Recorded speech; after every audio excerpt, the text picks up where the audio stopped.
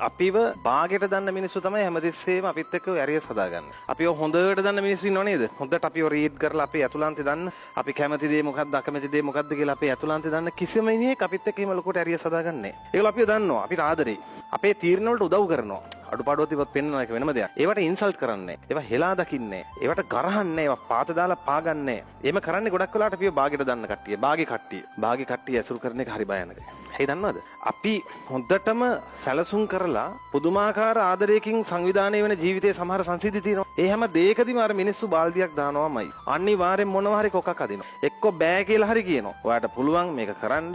එහෙම කිසිම මොරල් එකක් දෙන්නේ නැහැ. ඒ නිසා බාගේ මිනිස්සු ඇසුරු කරන්න එපා. ඔයාලගේ ජීවිතේ ඔයාලව බාගෙට දන්න හැමදේම ඔයාලව බාගෙට ජජ් කරන බාගයක් අහලා ඉතිරි ටික ඒගොල්ලෝ හිතලා ඔයාලට වද දෙන මිනිස්සු කවදාකවත් ඇසුරු කරන්න එපා. ජීවිත ගොඩ යන්නේම නැත. ඔය මිනිස්සු තමයි ගල් ගහන්නේ. අපිව හොඳටම දන්න කවුරුවවත් හෝ අපිව දන්නේම නැති මිනිස්සු කවදාකවත් අපිට ගහන්නේ නැහැ. බාගෙට සෙට්ලා ඉන්න බාගේ අයව තමයි ගහන්නේ. ඔය ගල් ගහන සීමාව ළමයි එක සීමාවක් දක්වා විතරයි වදින්නේ. ඔයාලට ගල් ගහනකොට කට්ටිය ඔයාලා වට්ටන්න ඔය ගහන ගල් එන්නේ එක සීමාවක් දක්වා විතරයි. ඔය සීමාව තරණය කරන එක තමයි අමාරුමත්. හේතුව ගල් ගහන එකම තමයි. පුළුවන් තරම් බාධක දීලා බලනවා වට්ටන්න. ඒක තමයි හේතුවත්. ඒක තමයි මේ කලාපයේ බාධක පිරි කලාපයක්. ඇත්ත කතාව ප්‍රායෝගිකව අටවන උගුල විතරක් නෙමෙයි. මෙහෙම පිහියෙන් අයින වගේ කියන වචනය පවා අපේ ගමනට බාධාවක් නෙමෙයි. අපිව ගොඩ හිතනවනේ. අන්න ඒක තමයි නොකරන්න ඕනේ. දියුණුවට අත්‍යවශ්‍ය වෙන්නේ දියුණුව පතන මිනිස්සු විතරයි. ඒක නොපතන මිනිස්සු දියුණුවට අත්‍යවශ්‍ය නැහැ. ඒ නිසා ගල් ගහන අයට ගල් ගහන්න දෙන්න. කාගෙන මේ දුර තරණය කරන්න. ඔයාලගේ ජීවිතේ එක සීමාවකට එහායින් උඩට ගියාට පස්සේ ඔය ගහන ගල් ආයෙ වදින්නේ නැහැ. බාගේ මිනිස්සුන්ට ඔයාලා වටන්න බෑ. ඒ නිසා මේ කාලේ